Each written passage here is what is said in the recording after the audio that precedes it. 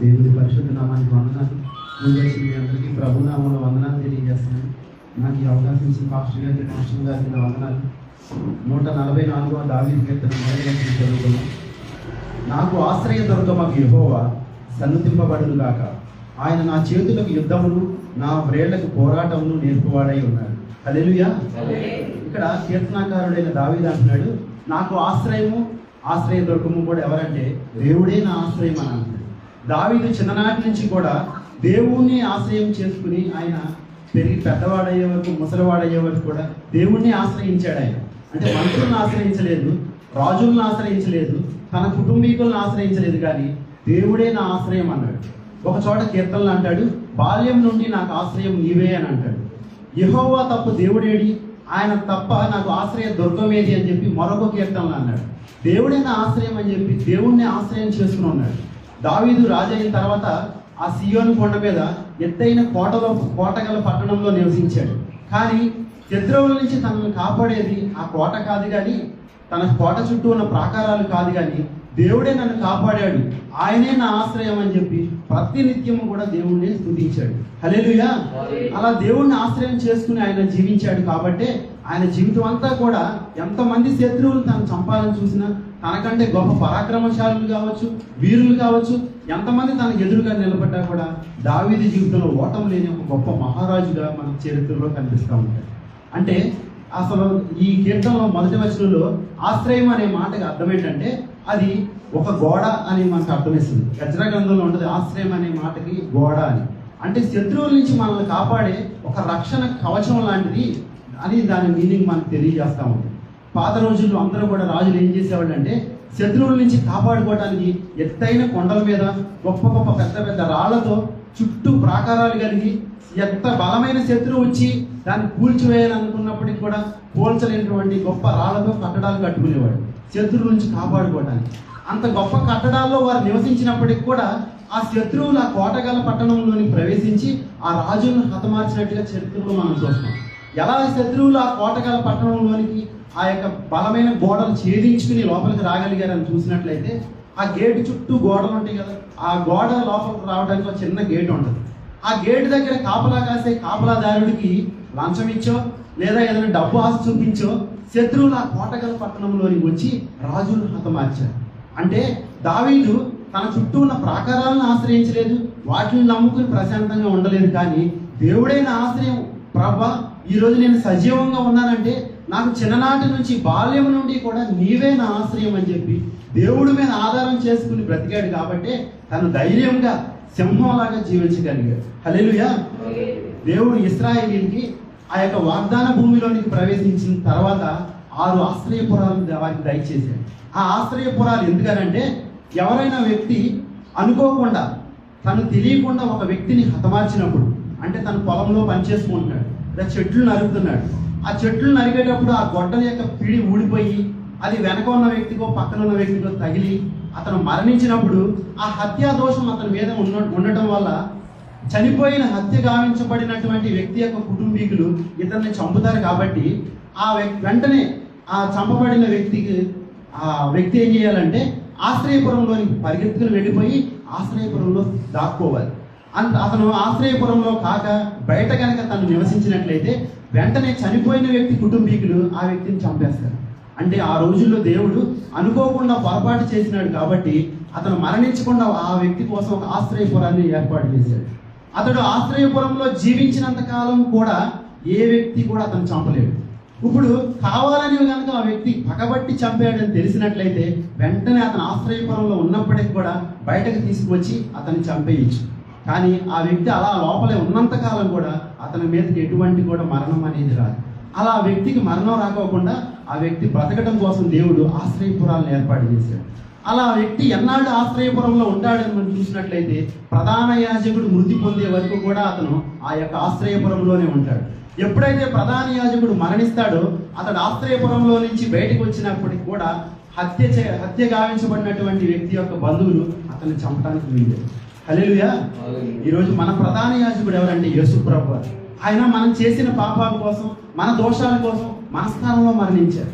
మనం చేసిన పాపాలన్నీ ఏం చేస్తున్నాయి అంటే మనిషిని చంపాలని చెప్పి తరుముకుంటా వస్తుంది. ఈ భూమి మీద జీవించి ఏ వ్యక్తి కూడా నేను ఎటువంటి పాపం చేయలేదని చెప్పలేడు. ప్రతి వ్యక్తి కూడా చిన్నప్పటి నుంచి కూడా చనిపోయే వరకు కూడా తన జీవితం అంతా కూడా ప్రతి దినము కూడా పాపంలోనే బ్రతుకుతా ఉన్నాడు. ప్రతి నిత్యము కూడా పాపం తలంపులతో, పాపం క్రియలతో బతుకుతా ఉన్నాడు. ప్రతి వ్యక్తి దేవుని దృష్టిలో ఎలా ఉన్నాడంటే ఒక దోషిగా ఉన్నాడు. ప్రతి వ్యక్తి దేవుని దృష్టిలో ఎలా ఉన్నాడంటే పైకి మంచిగానే కనిపిస్తున్నాడు, కానీ ఒక నరహంతకుడుగా జీవిస్తున్నాడు, ఒక వ్యభిచారిగా జీవిస్తున్నాడు, ఒక దొంగగా, ఒక మోసగాడిగా కనిపిస్తా ఉన్నాడు. అతను చేసిన పాపాలు అతను తరుముకుంటా వస్తుంది. అలాంటప్పుడు దేవుడు మనిషికి ఇచ్చిన ఆశ్రయం ఏంటి అదంటే యేసు ప్రభువారే. హల్లెలూయా. ప్రధాన యాజకుడిగా పిలువబడి యేసు ప్రభువారు, ఆయన రెక్కలే మనకు ఆశ్రయం. ఆయన రెక్కల కింద మనం ఉన్నట్లయితే మన పాపాల నుంచి మనకు విడుదల దొరుకుతుంది. ఆయన రక్షణ నీడలోకి, ఆయన శిలువ నీడలోకి మనం వచ్చినట్లయితే మన పాపాలన్నిటి నుంచి మనకు విడుదల దొరికి మనకు రక్షణ దొరుకుతుంది, మనకు నూతన జీవితం దొరుకుతుంది. హల్లెలూయా. ప్రధాన యాజకుడైన యేసు ప్రభువారు ఈ భూమి మీద ఉన్న ప్రతి ఒక్కరి కోసం ఆయన మరణించాడు. మరణించి మనకి ఒక నూతన జీవితాన్ని దయచేశాడు. అప్పటి వరకు ఉన్న జీవితం వేరు, ఇప్పుడు మనం జీవించబోయే జీవితం కూడా వేరు. దావీదు అంటున్నాడు, దేవుడే నాకు ఆశ్రయం, యేసు ప్రభువారే నాకు ఆశ్రయం. ఆయన నాకు ఆశ్రయంగా ఉన్నాడు కాబట్టే తన జీవితం అంతా కూడా ఎంతమంది కూడా తన శత్రువులు తన చుట్టూ ముట్టినా కూడా 1000 మంది 10,000 మంది దండెత్తి వచ్చినా కూడా నేను భయపడను అని దావీదు మహారాజు గారు తెలియచాడు. ఆ దేవుడిని ఏం చేస్తాడంట, అన్ని ఆశీర్వాదాలు ఇచ్చిన దేవుడిని నిత్యము కూడా నేను స్తుతిస్తానని చెప్పేసి అని అంటున్నాడు. హల్లెలూయా. ఇదే వచనంలో అంటున్నాడు, ఆయన నా చేతులకు యుద్ధమును నా వ్రేళ్లకు పోరాటమును నేర్పువాడై ఉన్నాడు. ఇక్కడ ఒక వ్యక్తి రాజవ్వాలనంటే రాజ విద్యలన్నీ కూడా అభ్యసించి ఉండాలి. తన చిన్ననాటి నుంచి కూడా ఆ యొక్క పెద్ద బాధ్యత అతని మీద ఉంది కాబట్టి శత్రువుల నుంచి తప్పించుకోవడానికి ఆ యుద్ధాలు నేర్చుకోవాలి, పోరాటాలు నేర్చుకోవాలి. ప్రతి ఒక్క పన్నాగాన్ని కూడా తెలుసుకుని ఉన్న తర్వాతే ఆ వ్యక్తి ఆ రోజుల్లో రాజు అవ్వాలి. మోషే గురించి మనకు ఉంటుంది కదా, అపొస్తలుల కార్యాలు స్టెఫను మోషే గురించి చెప్తా అంటాడు, మన పితరుడైన మోషే ఐగుప్తు సకల విద్యను నేర్చుకున్నాడు, మాటల యందు అన్నింటిలో కూడా తను ప్రవీణుడై ఉండేనని చెప్పేసి మోషే గురించి రాయబడి ఉంటాడు. అంటే మోషే అసలు అవ్వాల్సిన ఐగుప్తులో రాజు అవ్వాలి కాబట్టి తను ఐగుప్తీయుల సకల విద్యను నేర్చుకుని ఉన్నాడు. ఇప్పుడు దావీదు కూడా యుద్ధాభ్యాసం ఏమీ కూడా నేర్చుకోలేదు. తను యుద్ధం చేయడమే రాదు, కత్తి పట్టుకోవడం రాదు. ఎందుకంటే తన పూర్వీకులు ఎవరు కూడా రాజు కుటుంబీకులు కాదు. అయినప్పటికీ కూడా తన సింహాసనం మీద కూర్చున్నాడు. ఇప్పుడు రాజుగా పెద్ద బాధ్యత కలిగిన ఒక స్థానంలో నియమించబడ్డాడు. ఇప్పుడు రాజు అయిన తర్వాత తను ఏం చేయాలి, దేశంలో ఉన్న ప్రజలందరినీ కూడా ఎటువంటి కష్టాలు రాకుండా, శత్రువులు రాకుండా పాలించే ఒక గొప్ప కృప అతనికి అప్పగించబడింది. కానీ దావీదు అంటున్నాడు, తనకు యుద్ధం చేయడం రాదు, కానీ నా చేతులకు యుద్ధమును నా వేళ్లకు పోరాటాన్ని కూడా నేర్పించేవాడు దేవుడై ఉన్నాడు. ఇప్పుడు తన మీద శత్రువులు వచ్చారు చంపడానికి, శత్రువులు పన్నాగాలు పన్నున్నాడు. తను ఏం చేయాలి, కత్తి పట్టుకుని తన ప్రజల పక్షాన్ని తను వెళ్ళి పోరాడాలి. రాజు పోరాడితేనే చుట్టూ ఉన్న ప్రజలందరూ కూడా ధైర్యంగా ఉంటారు. పోరాడాలంటే తనకు యుద్ధం రాదు. కానీ దావీదు దేవుణ్ణి ప్రార్థన చేసుకున్నాడు, దేవుణ్ణి ఆశ్రయించాడు, ఆయన్ని స్తుతించాడు కాబట్టి యుద్ధ భూమిలో నిలబడ్డాడు. దావీదు యుద్ధ భూమిలో నిలబడినప్పుడు యుద్ధం రాకపోయినప్పటికీ కూడా దేవుడు దావీదు వెనకాల నిలబడి ఆ యుద్ధం ఎలా చేయాలో నేర్పించేవాడై ఉన్నాడు. హల్లెలూయా. ఒక పిల్లవాడు చిన్నప్పుడు చదువుకునేటప్పుడు తనకి లెటర్స్ రాయడం రానప్పుడు తల్లి ఏం చేస్తుందంటే తను ఒడిలో కూర్చోబెట్టుకుని ఆ చిన్న పిల్లవాడికి ఏ ఎలా రాయాలి, బి ఎలా రాయాలి వెనక నుంచి తల్లి చేతితో పట్టుకుని ఆ అక్షరాలు రాయడం నేర్పేసింది. ఒక పిల్లవాడు స్కూల్లోకి వెళ్ళిన తర్వాత ఆ పలక మీద వీళ్ళు ఎలా రాయాలో పలక మీద బల్పంతో పట్టుకుని టీచరు ఆ పిల్లవాడికి నేర్పిస్తుంది. చిన్న పిల్లవాడికి ఆ యొక్క తల్లి కానీ ఒక గురువు కానీ ఎలా నేర్పిస్తుందో ఇక్కడ దావీదుకు కూడా దేవుడు అలా చిన్నప్పటి నుంచి కూడా యుద్ధాలు చేయడం నేర్పించాడు. ఈ లోకంలో ఎలా బ్రతకాలో నేర్పించాడు. అంటే దేవుడు ఎలాంటి వాడంటే ఆయన ప్రతి ఒక్కడు కూడా నేర్పించేవాడై ఉన్నాడు. ఈ లోకంలో మనందరం కూడా నేర్చుకునేది గురువుల ద్వారానే, కానీ అందరికంటే గొప్ప గురువు ఎవరంటే యేసు ప్రభువారే. హల్లెలూయా. ఆయన ఈ లోకంలో ఎవరెవరికి ఏదైతే తెలియదో, చదువుకునే వాళ్ళకి చదువులో జ్ఞానం లేకపోతే మనం ఏం చేయాలంటే దేవుడి దగ్గరికి వెళ్ళి మనం మోకరించి ప్రార్థన చేసిన వాళ్ళు చదువులో జ్ఞానాన్ని తెలియజేస్తారు. కాలేజీలోకి వెళ్ళినప్పుడు ఆ యొక్క లెటర్స్ మన అధ్యాయాలు చదవాల్సిన పరిస్థితి వస్తుంది. అలాంటి మన బ్రెయిన్ గుర్తుపెట్టుకున్నప్పుడు ప్రభువా తండ్రి నువ్వే నాకు జ్ఞానం దయచేసేవాడివి, ఇవన్నీ కూడా నువ్వు నాకు నేర్పించు అని మనం ఆయన అడిగినప్పుడు ప్రతి ఒక్కటి కూడా గుర్తుపెట్టుకునే ఆ యొక్క జ్ఞాపక శక్తిని దయచేస్తాడు. పనిలో ఎలా పని చేయాలో మనకు తెలియనప్పుడు ఆ పని ఎలా చేయాలో ఆ జ్ఞానాన్ని, తెలివిని, వివేచన కలిగిన ఆత్మను ఆయన నేర్పించేవాడై ఉన్నాడు. హల్లెలూయా. 2వ వచనం, ఆయన నాకు కృపానిధి, నా కోట, నా దుర్గము, నన్ను తప్పించేవాడు. ఇక్కడ దావీదు అంటున్నాడు, దేవుడే నా కోట, నా దుర్గము, నన్ను తప్పించేవాడు. దుర్గం అనే పదానికి అది సంస్కృతానికి చెందిన పదం. ఆ పదానికి ఉన్న అర్థం ఏంటంటే అది ఎవ్వరూ కూడా పడగొట్టలేనిది. ఎంత గొప్ప పరాక్రమశాలి అయినా, ఎంత గొప్ప బలవంతులైనా సరే అది పడిపోయినటువంటి బలం కలిగింది అని దాని అర్థం వస్తుంది. అంటే దావీదు అంటున్నాడు, నా చుట్టూ ఎంత బలమైన ప్రాకారాలు ఉన్నప్పటికీ కూడా దేవుడే నా కోట. అంటే నాకు ముందుగా ఆయన ఉన్నాడు.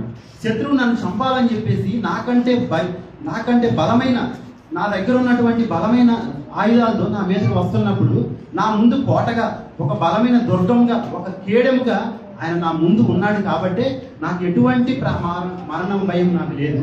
మరణం నా దగ్గరికి ఏమీ రాలేకపోయిందని చెప్పేసి దావీదు అంటున్నాడు.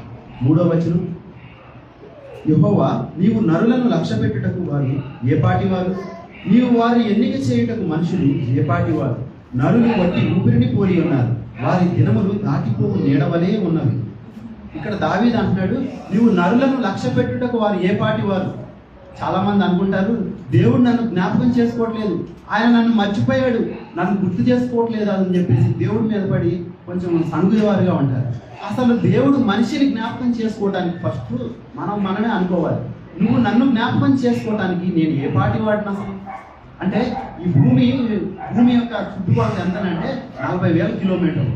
ఇంత పెద్ద భూమి ముందు మనుషుడు నిలబడితే ఆ మనిషి అసలు ఎందుకు కనపడిన ఒక చిన్న కణం లాంటి వాడు మనిషి. అదే భూమిని సూర్యుని పక్కన నిలబెట్టి చూస్తే ఆ సూర్యుడి ముందు భూమి ఒక చిన్న చీమ కంటే చిన్నగా కనిపిస్తుంది. అలాంటి సూర్యుడి కంటే పెద్ద గ్రహాలంట సైంటిస్టులు కనిపెట్టి చాలా 3 లక్షల కిలోమీటర్ల వైశాల్యం కలిగినటువంటి గ్రహాలు ఇంకా సృష్టిలో అనేకం ఉంది. అంతకంటే పెద్దవి సైంటిస్టులు కూడా కనిపెట్టలేనివి ఎన్నో గ్రహాలు. అలాంటి వాటితో ఒక్కొక్క దానికి చూసుకుంటూ వచ్చినట్లయితే మనిషి ఎలాంటి వాడు, ఒక చిన్న కణం కూడా చెప్తే దాన్ని కూడా తక్కువే అనిపిస్తూ ఉంటుంది. మానవ మనిషికి ఊహించలేనటువంటి చిన్న నలుసు లాంటి వాడు మనిషి. కానీ ఈ మనిషి ఏమనుకుంటాడంటే తన సృష్టిలో కొత్తవి వింతైనవి కనిపెట్టి లేదా చిన్న పనులు చేసి నా అంత జ్ఞానం కలిగిన వాడు, నా అంత గొప్పవాడు, నా అంత తెలివితేటలు కలిగిన వాడు ఎవరో లేడని చెప్పేసి మనిషి ఆలోచించుకుంటా ఉంటాడు, తనకు తానే ఊహించుకుంటా ఉంటాడు. కానీ ఈ మనిషి దేవుడిచ్చిన జ్ఞానంతో వెళ్తేనే తను గొప్పవాడిగా ఉంటాడు. దేవుణ్ణి పక్కన పెట్టేసి నేనే అని ఊహించుకున్నప్పుడు ఆ మనిషి ఎందుకు విలువ లేనివాడిగా మారిపోతాడు. మానవ శరీరం విలువ ఎంత అని మనం చూసుకున్నట్లయితే ఈ యొక్క శరీరం విలువ కొన్ని కోట్ల విలువ చేసే రూపాయలు కలిగినటువంటిది ఈ మానవ శరీరం. మన పన్ను ఉంది కదండి నోట్లో, ఈ ఒక పన్ను ఊడిపోతే సుమారుగా 30,000 రూపాయలు ఖర్చు అవుతుంది. కొత్త పన్ను పెట్టించుకోవాలి అంటే నోట్లో మన ఎంత పెట్టాడు దేవుడు, సుమారుగా 30 పళ్ళు వేసుకున్నా కూడా 9 లక్షలు 10 లక్షలు విలువ చేసే ఆస్తిని నోట్లో పెట్టాడు దేవుడు. మన శరీరంలో ఉండేటువంటి రసాయనాలు, ఆ యాసిడ్స్ని కనుక ల్యాబ్లో తయారు చేయాలనంటే సుమారుగా 5 కోట్ల రూపాయలు ఖర్చు అవుతుంది. అంటే 5 కోట్ల రూపాయలు ఉంది. ఒక కిడ్నీ 50 లక్షల రూపాయలకి కూడా ఒక కిడ్నీ దొరకట్లేదు. 2 కిడ్నీలు ఇచ్చాడు దేవుడు, 1 కోటి రూపాయలు. ఇంకా మన కన్ను చాలా విలువ కలిగింది. ఈ కన్నును కనుక సైంటిస్టులు ఒక ల్యాబ్లో తయారు చేయాలంటే టీవీలో ఉండేటటువంటి యొక్క రిసీవర్లు అనేవి 2,50,000 రిసీవర్లు కలిపి అన్ని పరికరాలు కలిపితే కానీ ఒక కన్ను తయారు చేయలేదు. ఇంత కోట్ల విలువ కలిగినటువంటి ఆస్తిని దేవుడు మానవ శరీరంలో ఇచ్చాడు. ఇన్ని కోట్ల విలువ కలిగిన ఆస్తి కలిగినటువంటి ఈ శరీరం దీనికి ఎప్పుడు విలువ అని ఉంటుందని అంటే దేవుడు ఆత్మ కలిగి జీవిస్తేనే ఈ యొక్క మానవ శరీరానికి విలువ ఉంటుంది. అదే ఈ ఆత్మను మనం కోల్పోతే, చచ్చిపోతే కనుక ఒక చచ్చిపోయిన మేఘ ఉంటుంది కదా, ఆ మేఘను తీసుకెళ్ళి చచ్చిపోతే దానికి విలువ ఉంది. దాని శరీరంలో ప్రతి భాగాన్ని కూడా కొనుక్కుంటారు మనుషులు. దాని తల పనికి వస్తుంది, దాని బ్రెయిన్ పనికి వస్తుంది, దాని కాళ్ళు, దాని శరీరంలో ప్రతి భాగం కూడా పనికి వస్తుంది. ఆఖరికి దాని తోలుతో సహా దేన్ని వదిలిపెట్టారు. కానీ మానవ శరీరం చచ్చిపోతే డబ్బులు ఇచ్చి తీసుకోమని చెప్పినా కూడా ఎక్కడ తీసుకోరు, అంత విలువ లేదు. కానీ దేవుడు ఆత్మ కలిగి మనం జీవించినట్లయితే ఈ విలువ లేని మానవ శరీరాన్ని దేవుడు ఆయన పరిశుద్ధాత్మను కలిపి విలువలేని శరీరాన్ని మహిమ శరీరంగా మార్చి పరలోకానికి తీసుకువెళ్తాడు. హల్లెలూయా. ఈరోజు ఇక్కడ దావీదు అంటున్నాడు, నువ్వు నరులను లక్ష్యపెట్టుటకు వారు ఏ పాటి వారు. అంటే మనిషి అలాంటి వాడు, మనిషి విలువ లేనివాడు, పనికిరానివాడు. కానీ అలాంటి మనిషికి దేవుడు ఏం చేశాడంటే ఆయన ఆత్మనిచ్చాడు. ఆత్మతో పాటు ఆయన నమ్ముకున్న బిడ్డలకు పరిశుద్ధాత్మను అనుగ్రహించి ఈ విలువలేని మనిషిని గొప్ప పరాక్రమశాలిగా చేసి మహిమ శరీరాన్ని అనుగ్రహించి ఆయనతో పాటు ఆయన ఎక్కడైతే ఏ స్థానంలో కూర్చున్నాడో ఆయనతో పాటు యుగాలు కలిసి జీవించే కృపను ఆయన బిడ్డలకు దయచేశాడు. హల్లెలూయా. 5వ వచనం, యెహోవా నీ ఆకాశములు మంచి దిగిరము, పర్వతములు పొగరాజునట్టు నీవు వాటిని ముట్టుము, మెరుపును మెరిపించి వారిని చెదరగొట్టుము, నీ బాణములు వేసి వారిని ఓడగొట్టుము. ఇక్కడ దావీదు మీదకి శత్రువులు వచ్చినప్పుడు అని అంటున్నాడు, నీ ఆకాశాన్ని మంచి దిగిరము, పర్వతములు పొగరాజునట్టు నీవు వారిని ముట్టుము, మెరుపును మెరిపించి వారిని చెదరగొట్టుము అని అంటున్నాడు. దావీదు మీదకి శత్రువులు వచ్చారు. శత్రువులు వచ్చినప్పుడు ఏం చేస్తున్నాడంటే తను భయంతో కృంగిపోవట్లేదు. చాలా మంది సమస్య వచ్చినప్పుడు భయంతో కృంగిపోతారు, ఇంకా దేవుడిని మర్చిపోతారు. ఎందుకంటే దేవుడు ఎంత పరాక్రమశాలో మర్చిపోతాం మనం. సమస్య వచ్చినప్పుడు మనకంటే సమస్య బలమైనదే కావచ్చు, కానీ ఆ సమస్య కంటే బలమైన వాడు దేవుడే అని మనం మర్చిపోకూడదు. దావీదు ఎంత చిన్నవాడైనప్పటికీ కూడా తన ముందున్న గొప్ప దేవుని స్తుతించాడు. ఆ గొప్ప దేవుని జ్ఞాపకం చేసుకుని ఆయన మీద ఆధారపడ్డాడు. కాబట్టి శత్రువులు తనందరినీ కూడా ఓడించాడు. మెరుపును మెరిపించి వారిని చెదరగొట్టుము అని చెప్పి ప్రార్థన చేశాడు. 7వ వచనం, పైనుండి నీ చెయ్యి చాచి నన్ను తప్పింపు, మహాజలముల్లో నుండి అన్యుల చేతిలో నుండి నన్ను విడిపింపు. పైనుండి చెయ్యి చాచి నన్ను తప్పించాను అన్నాడు. దేవుడు ఆకాశం నుండే దేవుడు, ఆయన పైనుండి చెయ్యి చాపుతాడు. అంటే పైనుంచి అని ఎందుకన్నాడంటే చుట్టూ రౌండప్ చేశారు శత్రువులు. 4 దిక్కుల వైపు నుంచి కూడా దావీదు మీద చుట్టూ రౌండప్ చేశారు. ఇప్పుడు దాన్ని తప్పించే వాళ్ళు ఎవరు లేరు. ఒక పక్క నుంచి అయితే దాన్ని ఎదుర్కోవచ్చు, 2 పక్కలు అయితే ఎదుర్కోవచ్చు, కానీ 4 పక్కల నుంచి శత్రువులు వచ్చేసారు. కాబట్టి దావీదు అంటాడు, పైనున్న నీవు పైనుండి నీ చెయ్యి చాపి నన్ను తప్పించు ప్రభువా అని చెప్పి దేవుడికి ప్రార్థన చేస్తున్నాడు. 8వ వచనం, వారి నోరు వట్టి మాటలాడుచున్నది, వారి కుడి చెయ్యి అబద్ధముతో కూడి ఉన్నది. వారి నోరు అంట వట్టి మాట్లాడుచు ఉంది, అబద్ధాలతో నిండిపోయి ఉందంట వారి కుడి చెయ్యి. అన్యులు ఎలాంటి వారు అంటే వట్టి మాట్లాడేవారు, అబద్ధాలు ఆడేవాళ్ళు. దావీదు మీద కూడా ఎన్నో అబద్ధాలు, లేనిపోని మాటలు కల్పించి అబద్ధాలు చెప్తా ఉన్నారు. కానీ దావీదు అయితే ఎలా ఉన్నాడంటే యథార్థంగా జీవించాడు. మన చుట్టూ ఉన్నవారి అబద్ధాలు ఆడేటప్పుడు కూడా మనం ఎలా ఉండాలంటే నీతిగా జీవించాలి, యథార్థంగా జీవించాలి. కానీ యథార్థతను తప్పి జీవించే వారికి ఎంత మాత్రం కూడా ఉండకూడదు. 10వ వచనం, నీవే రాజులకు విజయం దయచేయువాడవు, దుష్టుల ఖడ్గం నుండి నీవు నీ సేవకుడైన దావీదును తప్పించువాడవు. నీవే రాజులకు విజయం దయచేసేవాడు. ఒక రాజు యుద్ధ భూమిలోకి వెళ్ళి గెలిచి తిరిగి వచ్చాడంటే ఆ రాజు వెనకాల ఎవరు ఉన్నారంటే దేవుడు ఉన్నాడు. కాబట్టి శత్రువులు ఎంతమంది ఉన్నప్పటికీ కూడా ఒకసారి ఉంటుంది, ఒక 4 లక్షల మంది సైన్యంతో ఒక రాజు యుద్ధానికి వెళ్ళి 8 లక్షల మంది సైన్యంలో ఉన్న తనకంటే గొప్పవారైన వారందరినీ కూడా ఓడించానని. అంటే సైన్యం ఎంతమంది అయినా ఉండొచ్చు, మనకంటే గొప్ప పరాక్రమశాలు ఉండొచ్చు, కానీ విజయాన్ని ఇచ్చేవాడు ఎవరంటే దేవుడే ఆ వ్యక్తికి విజయాన్ని ఇచ్చాడని గుర్తుపెట్టుకోవాలి. నయమాన్ గురించి మనం చూసుకుంటాం కదా, సిరియా దేశ రాజు సైన్యాధిపతి నయమాన్ గురించి అని ఉండదు. అతని చేత యెహోవా అతనికి విజయాన్ని దయచేశాడని ఉండదు. నయమాను తను అనుకుంటున్నాడు ప్రతి యుద్ధానికి వెళ్తున్నాడు, ఆ యుద్ధంలో గెలుస్తున్నాడు. తను అనుకుంటున్నాడు యుద్ధంలో గెలవడానికి నాకు యుద్ధ విద్యలు వచ్చు, నేను నా అంత గొప్పవాడు ఎవరు లేడు, అందుకనే నా చేతిలో చుట్టూ ఉన్న రాజ్యాలన్నీ కూడా ఓడిపోతున్నాయి అనుకున్నాడు. కానీ అక్కడ రాయబడిన మాట, ఆ నయమాను పక్షాన దేవుడైన యెహోవా ఉండి నయమానికి విజయాన్ని దయచేసాడని ఉండదు. ఆ విజయాన్ని మనం గుర్తించాలి. ఈరోజు మనకు వచ్చే ప్రతి విజయం కూడా దేవుని ద్వారానే వస్తుందని చెప్పి ఆ దేవుడిని మనం జ్ఞాపకం చేసుకున్నట్లయితే అంతకు రెట్టింపు విజయాలు దేవుడు మనకు దయచేస్తాడు. అంతేగాని ఇది నా గొప్పతనం వల్ల వచ్చింది అని మనం ఎప్పుడు కూడా అనుకోకూడదు. నయమాను దేవుణ్ణి మర్చిపోయి ఇది నా తెలివితేటల వల్లే వచ్చింది అనుకున్నాడు. ఆఖరికి దేవుడు ఏం చేశాడంటే అతను కుష్టి వ్యాధిని దయచేసి, కుష్టి వ్యాధి వచ్చిన తర్వాత అతని గర్వమంతా అణిగిపోయి ఇశ్రాయేలు దేవుడు తప్ప మరొక దేవుడు లేడని చెప్పి ఆ దేవుడిని స్తుతించాడు. హల్లెలూయా. 12వ వచనం, మా కుమారులు తమ యవ్వన కాలమందు ఎదిగిన మొక్కల వలె ఉన్నారు, మా కుమార్తెలు నగరునకై చెక్కిన మూల కంబముల వలె ఉన్నారు. ఇక్కడ యవ్వన కాలమందు కుమారులు, యవ్వనంలో ఉన్న కుమార్తెల గురించి రాయబడి ఉంది. ఇక్కడ కుమారులు ఎలా ఉన్నారంటే యవ్వన కాలమందు ఎదిగిన మొక్కల వలె ఉన్నారంట. ఒక వ్యక్తి ఎదిగాడనంటే తను తండ్రి చేతికి వచ్చాడని అర్థం. ఒక చెట్టు ఎదిగిందంటే యజమానుడు ఏం ఆశిస్తాడంటే దాని నుంచి మంచి ఫలాలు ఆశిస్తాడు. తన చిన్ననాటి నుంచి ఆ చెట్టును పెట్టాడు, ఎంతో ప్రయాసతో ఆ చెట్టుకు నీళ్లు పోసి ఎరువేసి ఎటువంటి దుష్ట మృగాలు కానీ రాకుండా తను కాపాడిన తర్వాత అది కాసే టైం వచ్చినప్పుడు ప్రతిరోజు వచ్చి నా చెట్టుకి ఎప్పుడు కాయలు పడతాయా, ఎప్పుడు పువ్వులు వస్తాయా అని చెప్పి ప్రతినిత్యం కూడా ఆ తోట యజమాని చూస్తూ ఉంటాడు. అలాగే ఇక్కడ కుమారులు కూడా ఎలా ఉన్నారంటే యవ్వన కాలం మంది ఎదిగిన మొక్కల వల్లే ఉన్నారంట. ఇప్పుడు యవ్వన కాలం మంది ఎదిగిన ఈ కుమారులు కానీ కుమార్తెలు కానీ ఈ యవనస్తుల నుంచి తండ్రి ఏం ఆశిస్తున్నాడు అని అంటే వారి నుంచి పరిశుద్ధత అనే ఫలాలు ఆశిస్తా ఉన్నాడు, వారి నుంచి నీతి అనే ఫలాలు ఆశిస్తా ఉన్నాడు.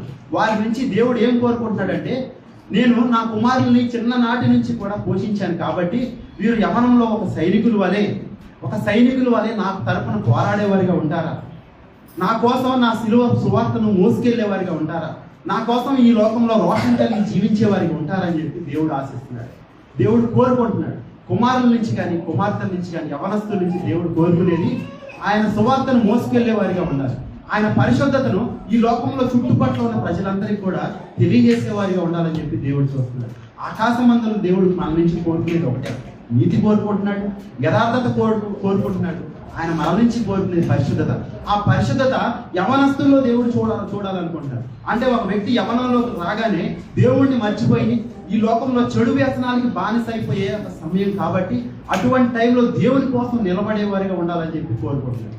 ఈరోజు ఈ సంఘంలో ఉన్న ప్రతి యవనస్తులే కావచ్చు, చిన్న బిడ్డలే కావచ్చు, యవనరాండ్రే కావచ్చు, వారందరూ కూడా పనిచేసే చోట కానీ చదువుకునే చోట కానీ కాలేజీకి వెళ్ళే చోట కానీ ఎలా ఉండాలంటే, నా దేవుడి కోసం నేను నీతిగా జీవిస్తాను, నా దేవుడు గొప్ప దేవుడు, నా దేవుడు పరిశుద్ధుడైన దేవుడు అని చెప్పి ఆయన కోసం జీవించేవారిగా ఉండాలి, ఆయన మార్గంలో జీవించేవారిగా ఉండాలి. చాలా చోట్ల ఎట్లా ఉండాలంటే యవనస్తులు యవనరాళ్ళు కూడా కలిసి జీవిస్తూ ఉంటారు. ఈ లోకంలో దేవుడు ఆడవాళ్ళు సపరేట్గా ఉండాలి, మగవాళ్ళు సపరేట్గా ఉండాలి. యవనంలోకి వచ్చిన తర్వాత వారు అంతా కలిసిపోయి జీవించి సాతానికి లొంగిపోయి శోధనలకు లొంగిపోయేవారిగా ఉండకూడదు. బైబిల్లో రాయబడిన మాట ఏంటంటే, ఎద్దుని గాడిదను జత చేసి దున్నకూడదని చెప్పి రాయబడ్డారు. ఇప్పుడు మగవాళ్ళు ఎద్దు అనుకోండి, ఆడవాళ్ళు గాడిద అనుకోండి. ఎద్దును గాడిదని కలిపి జత చేసి దున్నకూడదని చెప్పి రాయను. దున్నితే 2 ఎద్దులతో కలిపి పొలాన్ని దున్నాలి, లేదా 2 గాడిదలతో అయినా దున్నాలి, కానీ ఎద్దుని గాడిదని జత చేసి దున్నకూడదని చెప్పి దేవుని వాక్యంలో. దున్నితే ఆ యజమాని పొలం దున్నపడదు. పరలోకమందున్న యజమానుడైన యేసుప్రభువు వారి పొలం దున్నపడాలంటే ఆడవాళ్ళు కానీ పరిచయం చేయాలి, మగవాళ్ళు కానీ పరిచయం చేసి సాతానికి అవకాశం ఇవ్వకోకుండా దేవుని రాజ్యాన్ని, పరిశుద్ధుడైన దేవుని రాజ్యాన్ని స్థాపించేవారిగా ఉంటారు. హల్లెలూయా. 13వ వచనం, మా కొట్లు నింపబడి పలు విధములైన ద్రవ్యములకు నిధులుగా ఉన్నవి. ఎప్పుడు నిధులుగా ఉన్నవి? ముందు వచనంలో మనం చూసుకున్నాం కదా, కుమారులు యవ్వన కాలం ఎదిగిన మొక్కల వలె, కుమార్తెలు నగరునికై చెక్కిన మూల కంపముల వలె నిలబడి దేవుని కోసం కలిసి జీవించి ఆయన పరిచర్య చేస్తున్నప్పుడు అంటే అక్కడ ఏముంటుందని అంటే 133వ కీర్తనలో ఉంటుంది కదా, అక్కడ ఆశీర్వాదమును శాశ్వత జీవము ఉంటుందంట. అలాగే ఇక్కడ కూడా మా కొట్లు నింపబడి పలు విధములైన ద్రవ్యములకు నిధులుగా ఉన్నవి. ఆ నిధులు కావాలంటే దేవుడు ఆకాశం పరలోకమందున దేవుడు ఆయన ఆకాశ వాకిళ్ళు విప్పి మన సంఘం మీద కానీ మన కుటుంబం మీద కానీ నిధులు కావాలి అని అంటే మనం పరిశుద్ధంగా జీవిస్తాం. దేవుని కోసం ఒక రోషం కలిగిన వారిగా జీవిస్తేనంట గొర్రెలు వేల కొలదిగా విస్తరిస్తున్నాయంట, 10,000 కొలదిగా విస్తరిస్తున్నాయంట. గడ్డి బీళ్ళలో పిల్లలు వేయించినవి, గడ్డి విస్తారంగా ఉంది. అక్కడ సమృద్ధి అయిన ఆహారం, శాశ్వత జీవం అక్కడ ఉంటుందంట. అలాంటి కృప సంఘంలో ప్రతి ఒక్క కుటుంబం మీద కూడా దయచేయండి. చివరి వచనంలో మనం చదువుకున్నాం 15వ వచనం, ఇట్టి స్థితి గలవారు ధన్యులు, యెహోవా తమకు దేవుడిగా గల జనులు ధన్యులు. చివరిలో దావీదు అంటున్నాడు, ఇట్టి స్థితి గలవారు ధన్యులు అని అంటున్నాడు.